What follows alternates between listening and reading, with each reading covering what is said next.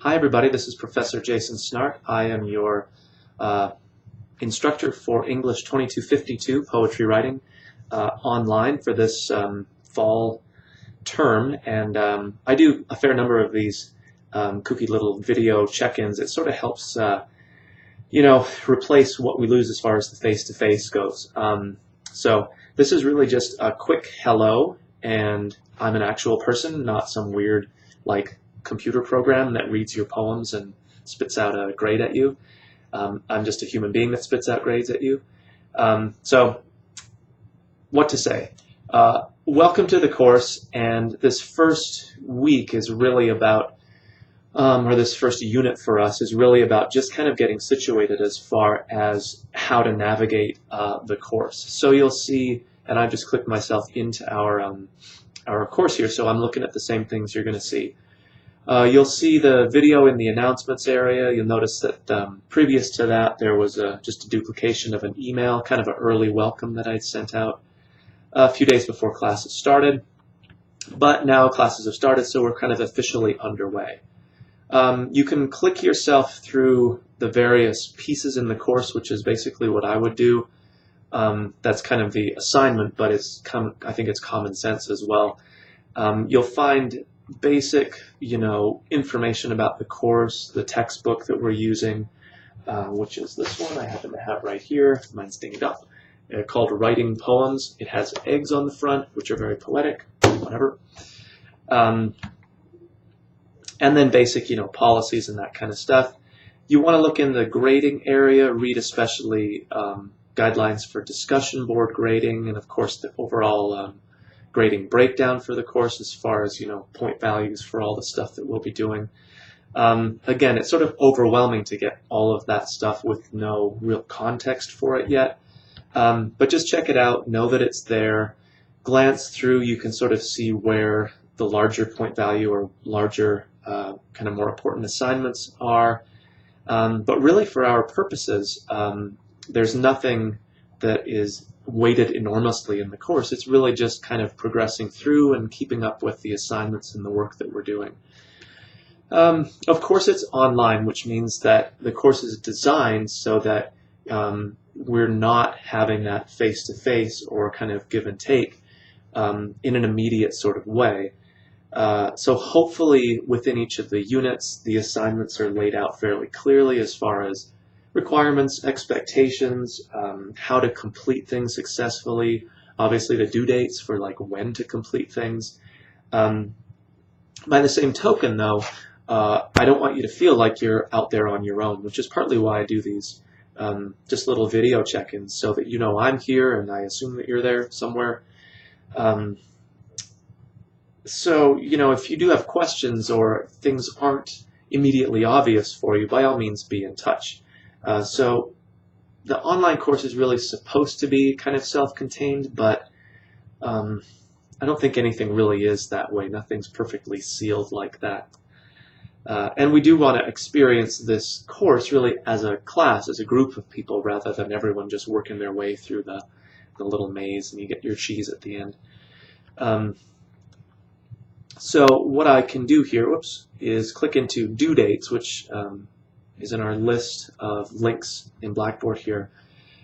Pretty regular for us. Once we start the term here, we're working on due dates that I think almost all of them are Wednesdays during the week. So basically, and I've tried to keep this as simple as possible as far as kind of organizing the course, each due date we are completing one of the units. So in the units list there's 16, kind of corresponds to the weeks as we go through. And since the first unit is relatively straightforward, I have that due Wednesday so that we can kind of get into a regular every Wednesday things are due. And that's of course the due date. It doesn't mean you have to wait until the Wednesday to be doing the work for that particular unit.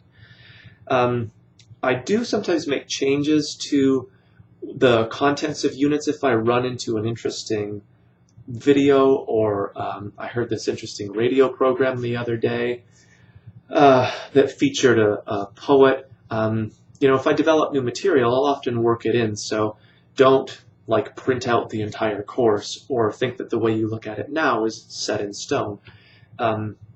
if I do make changes, especially kind of major content ones like that, I'll obviously let everybody know by probably email. I'll put an announcement up in Blackboard. So again, I won't just spring it on you at the last minute. But don't go trying to like work way ahead. It won't work.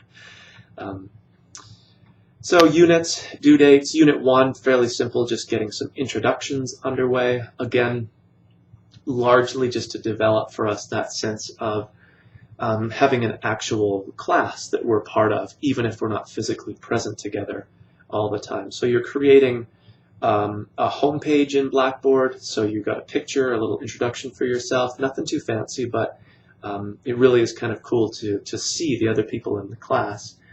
And then a similar sort of assignment where you're introducing yourself using a discussion board.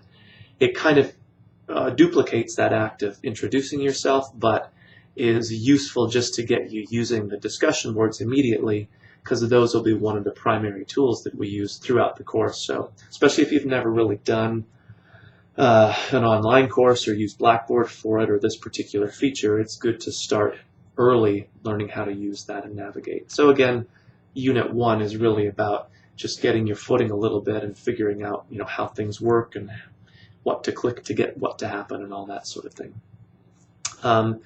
Hopefully everything else is relatively straightforward and will sort of unfold as we work through the course, just like a regular, face-to-face class would.